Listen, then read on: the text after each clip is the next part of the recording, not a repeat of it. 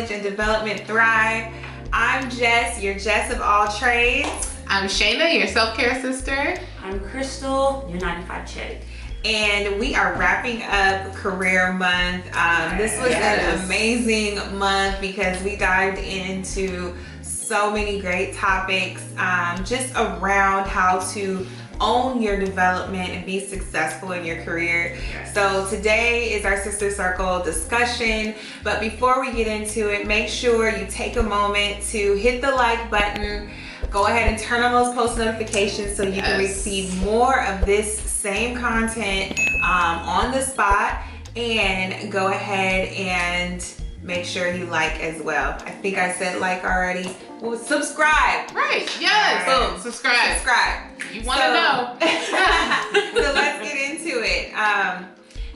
We did a few videos this month that really resonated with the three of us.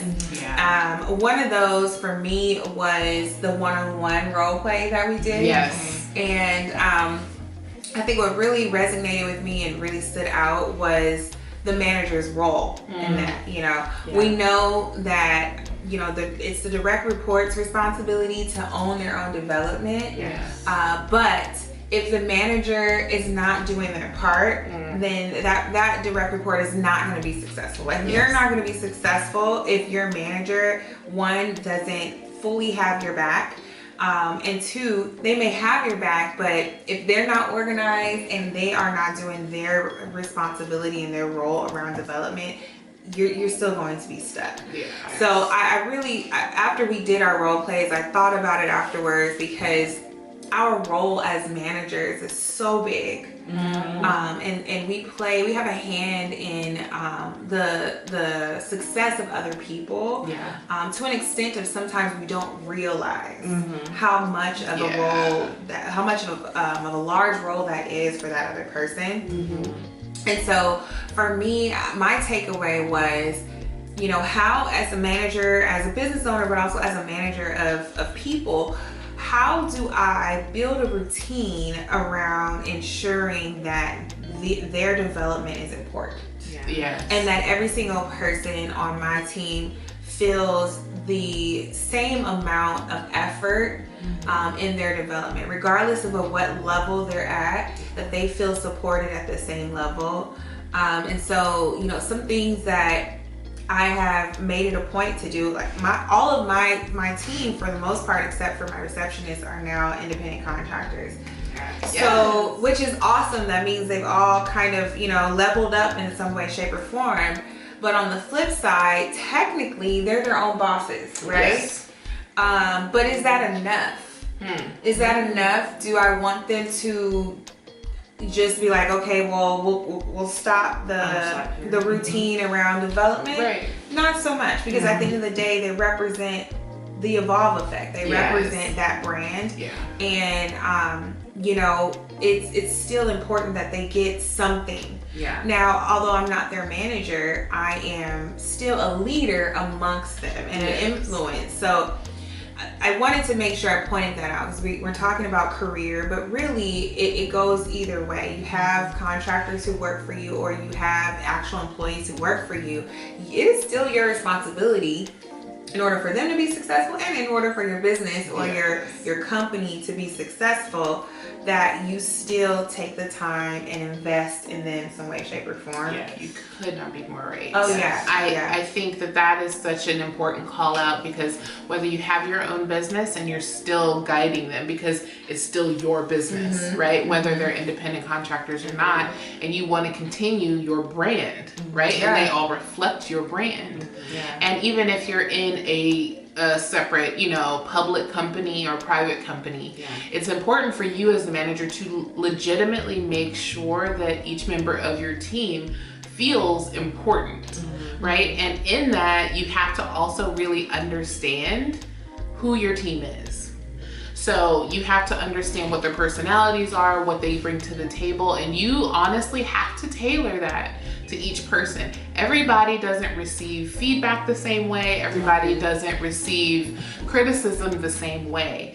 And the more time you spend making sure that you make quality relationships with them and understand their needs and their wants, the better and more successful you're going to be at the end of the day. Letting them know, like, this door is open. I'm here helping you through this. We are going through this together. I want you to be successful, and them giving that feedback back, like, okay, that door is open. I can go talk to them about my next step, you know, taking this into my career. So definitely having them feel that comfort, because sometimes, like, can I go there? Can I step in? Right. So definitely having and as a salon owner, and I think this also goes into the career piece as well.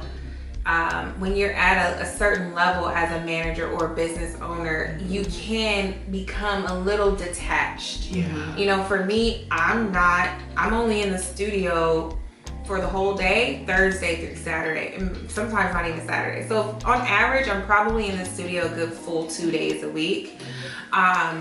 And so I have to make that time count. And if that in-person time is not enough, I have to ensure that I still provide that open door culture in some way, shape, or form. So I have to answer texts. I have to answer the phone when they call. I have to be detailed and thorough, and I have to have a presence of availability, if that makes sense. I mean, you guys feel that way in the corporate field as well. Like, I feel like when you're a manager, you get really, really busy, and it can look as if you're unavailable. Busy is an understatement.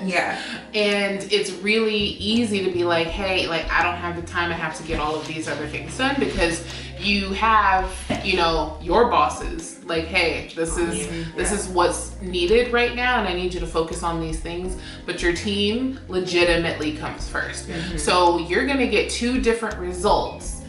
There's a difference between wanting to follow someone because you have to, and there's a difference between following someone because you want to. You're gonna get two completely different results. So as you're working and trying to figure out your place, and what your niche is within your company, especially as a manager, your people are the first thing in your first priority. And making that time. Making that slotted time of like, okay, I have all this.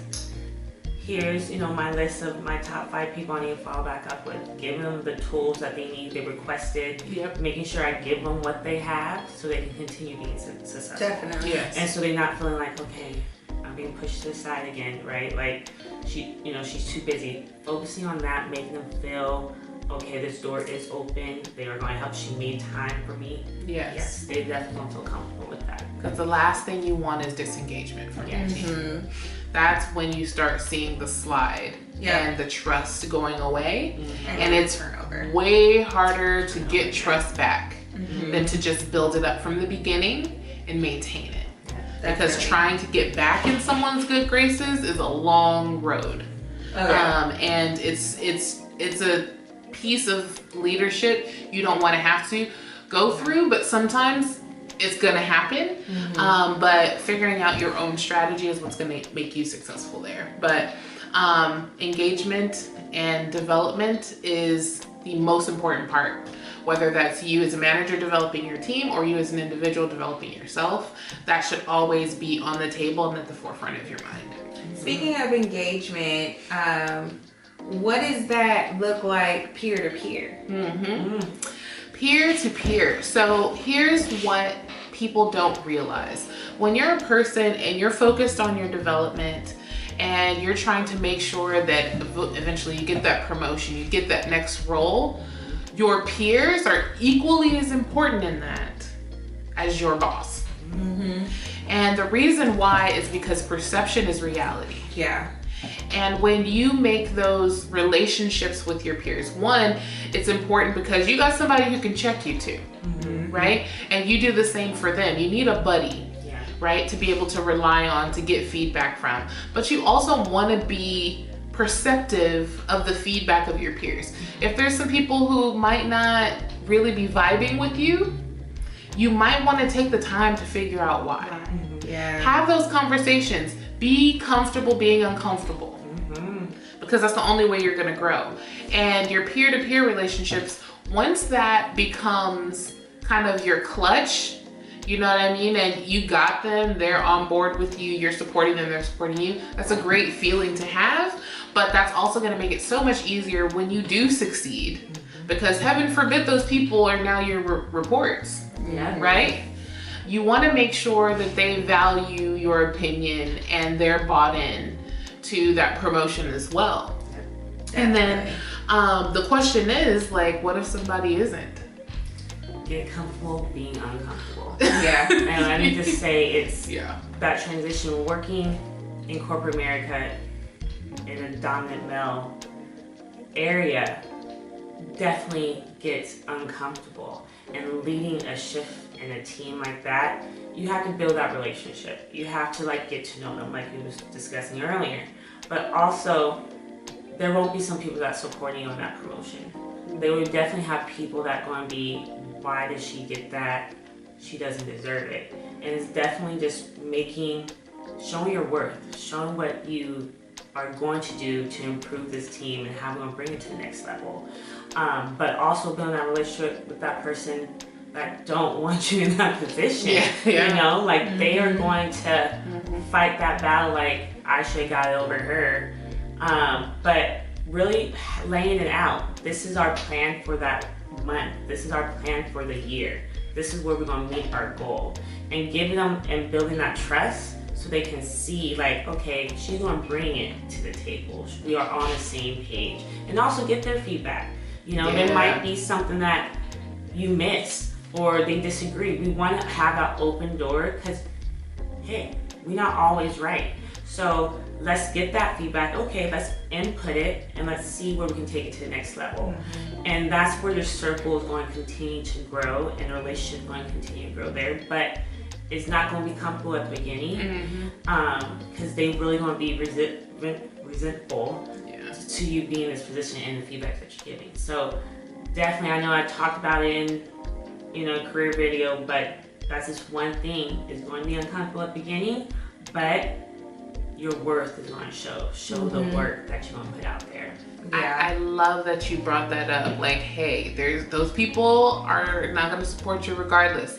You're always going to have a group of, if you want to call them haters, you can call them haters, right? You're always going to have them, but there's a point where you got to start bringing them in the circle. And I love that you said, get feedback from them.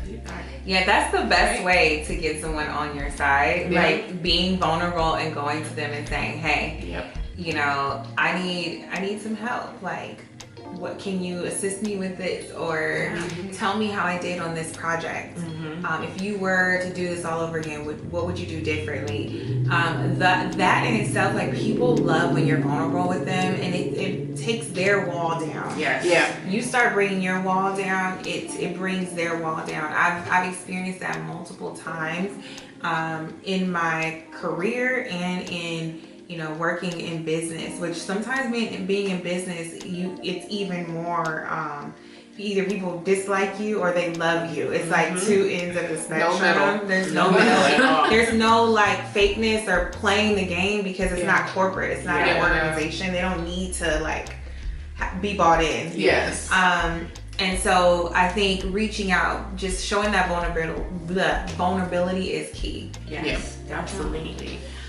But with that, what tips can we give back to our Crown Session fam? What can we, from our month of career, what can we give them? Something to remind themselves all the time. I think that's a great segue because we want to give you guys at least 5 more little nuggets for you to take with you to have in your arsenal as you're out there, because it's a battle out here. Let's be honest, it is. It's a battleground. Doggy dog.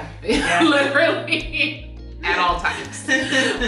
So I think one of the first tips that we want to give you is make sure you keep up an updated LinkedIn profile. At all times. So even as if you're still in the same role, keep it updated with the kinds of tasks or projects that you do. That way you keep your skills updated. And for my business owners, salon owners included, you should keep an updated LinkedIn profile as well, okay? That not only does that help your business grow and build awareness, but when you're hiring, your potential employees are gonna try to find you. So it's really important that you do the same. Yep, absolutely. Second tip is go to the team builds. Yeah. Always go to the team builds. Yes. Like you really will underestimate every time the value of being in a like a non-biased space with each other, where your walls can come completely down. Most times team builds include alcohol, but if you're not an alcohol drinker, still go and get to know these people in a different element, so you can really find out what makes them tick. They might seem like, you know, one of those stuck up people at work, or they're really focused and they just seem like they never, you know, have fun.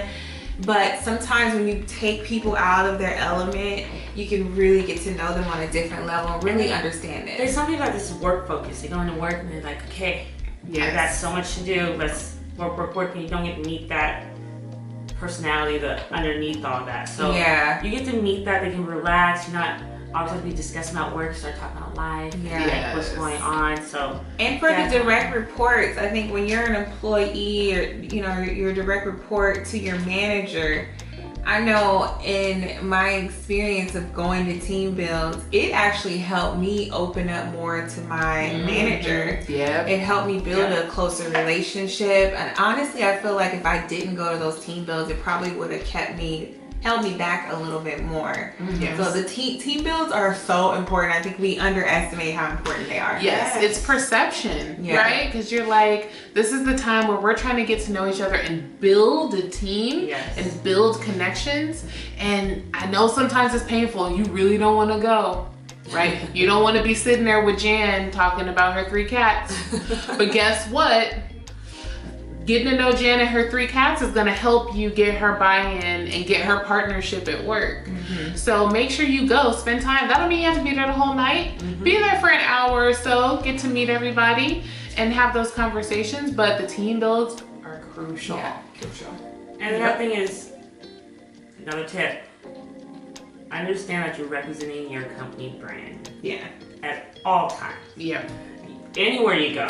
You know, on Instagram, if you have an Instagram post, like, watch what you're posting out there. Watch what you're posting on your Facebook. You know, I don't care how rough or stressed you have been at work and you just want to vent to your friend.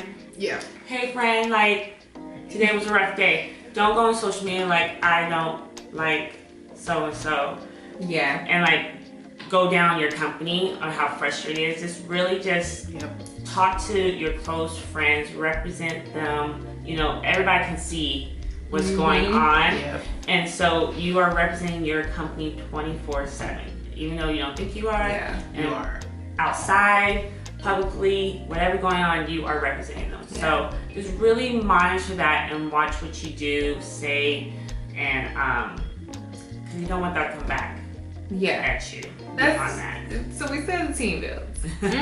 But you want to be like 80% comfortable, but still have that 20% knowledge that I'm still at a work event. You know, so maybe have a limit on how much you drink. If you're drinking, maybe it's just 2 glasses, or, you know, make sure you're still conducting yourself in a manner which people would approve of when you get back to work. Absolutely. Great tips, because you know, because you're like, oh yeah, I want to get comfortable and get to know everybody. Not too comfortable. Right? Don't start twerking on Alex. Exactly. Because Alex is gonna remember, and you may not. And Alex will be looking at you a different way on Monday. And you don't want that look. You don't want that look. Right. Nobody wants that look. Oh my gosh. And then I think our final tip, and we really kind of came together and talked about this one, is know your timelines.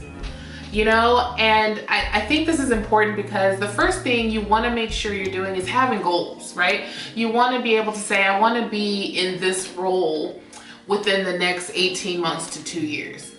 Then you can map out what you need to do to get there with your manager, right? I think knowing kind of what that looks like for yourself is really important, because a lot of people tend to kind of wait for their manager to tell them they're ready.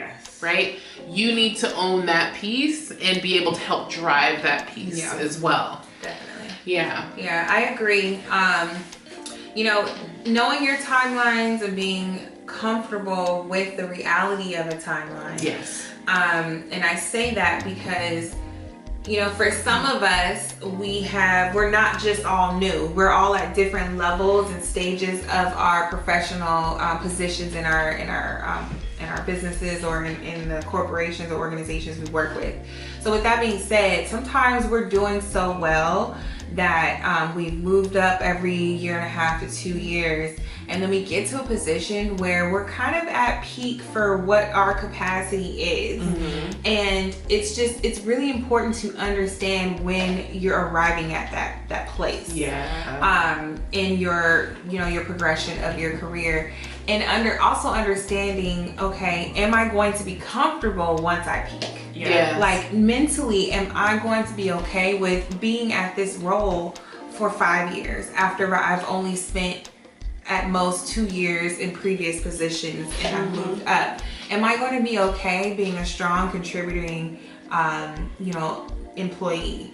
And is that good for me? If it's not, am I going to be okay with deciding to leave? And finding another company where I can continue to be challenged and continue to move upwards.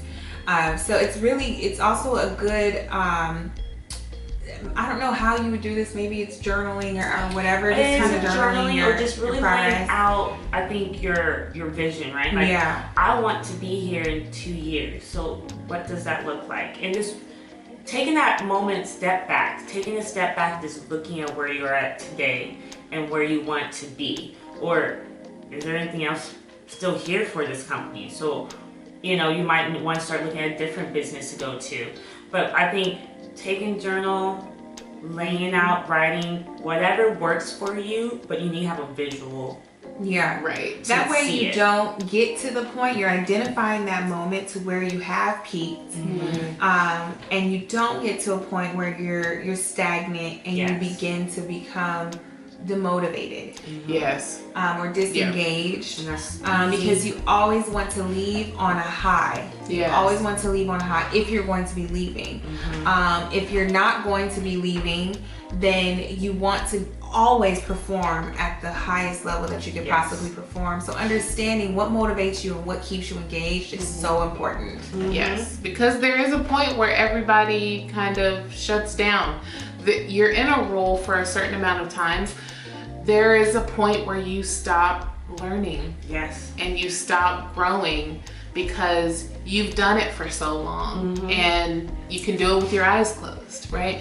That's when you know, like, hey, it might be time to consider another role, another company or something, so you can keep yourself developed. And sometimes it's okay, like Jess was talking about earlier, like, hey, I might be more comfortable. I need to stay here a little bit longer because there's a lot more I want to know and a lot more I want to learn.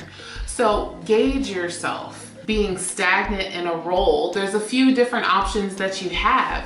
So you'll be able to say, okay, is it time for me to move to another team instead of leaving the company? Or is it, hey, maybe I've gotten enough from this company, maybe I need to move to another company. That's okay. Or maybe it's, let me see if the next role is something I want in this company. Do a stretch role. Start asking your boss for possibly some of their assignments to see if it's something that you're really feeling is right for you. And if not, you can rethink your plan. There is nothing that says that you have to do the next thing that's lateral for you. There's so many different options out there, and I think you should always make sure you take account, check in with yourself, and reevaluate. I love that idea of asking your boss to take on some of their projects. Because that gives you a good idea of whether you want that next role or not.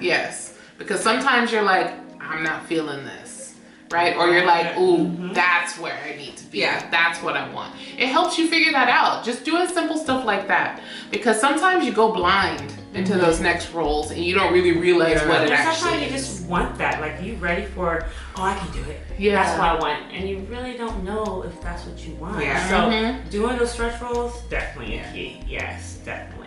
Absolutely. Well, this was a great wrap up to Career Month. And forgive us, because there's definitely a kid that needed some love and guidance.